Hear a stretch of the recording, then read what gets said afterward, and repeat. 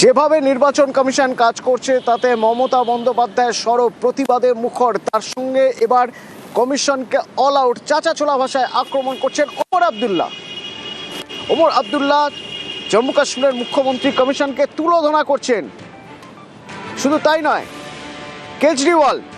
কেজরিওয়ালকেও পাশে পেয়েছেন এখানে মমতা বন্দ্যোপাধ্যায়। এক্ষেত্রে অন্তত আবির রয়েছে আমার সঙ্গে। আবির, এর আগে আমরা দেখেছি অখিলেশ যাদব নির্বাচন কমিশনের পদক্ষেপের কড়া সমালোচনা করেছেন, তীব্র প্রতিবাদ করেছেন। এখন দেখা যাচ্ছে ওমর আবদুল্লাহ, অরবিন্দ কেজরিওয়াল তারাও একইভাবে সরব। কমিশন যেভাবে কাজ করছে তা নিয়ে মমতা বন্দ্যোপাধ্যায়ের পাশে তিন সারির তিন রাজনৈতিক দলের শীর্ষ নেতৃত্ব। কিভাবে ব্যাখ্যা করবে?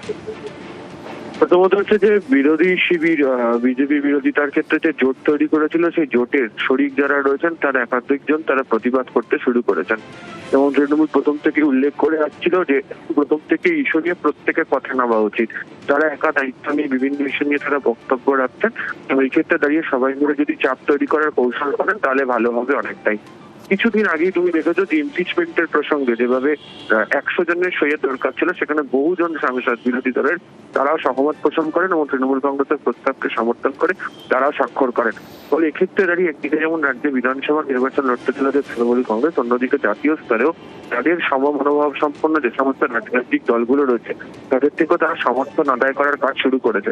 এবং তারা যে প্রসঙ্গগুলো যে তুলেছে সেই প্রসঙ্গতে বাকি রাজনৈতিক দলগুলো সহমত আছেই বলে। এর আগে তেজস্বী বলেছিল, ওর আগে বলেছিল হচ্ছে অখিলেশ। এবার দেখতে পাওয়া গেল যে অরবিন্দ কেজরিওয়াল, ওমর আবদুল্লাহর মতো নেতারা তারাও মমতা বন্দ্যোপাধ্যায়কে সমর্থন করে তারা প্রচার করতে শুরু করেছেন। ফলে সব মিলিয়ে বিধানসভা ভোটের আগে ইস্যু নিয়ে কমিশনকে আক্রমণ করতে নেমে তৃণমূল কংগ্রেস যে রাস্তা দেখিয়েছিল সেখানে বাকি বিরোধী দলগুলোর সমর্থন রাখার প্রেক্ষিতে তৃণমূল মনে করছে বিজেপির উপর চাপ তৈরি করার কৌশল আরো অনেকটা বেশি বৃদ্ধি পাবে। ধন্যবাদ।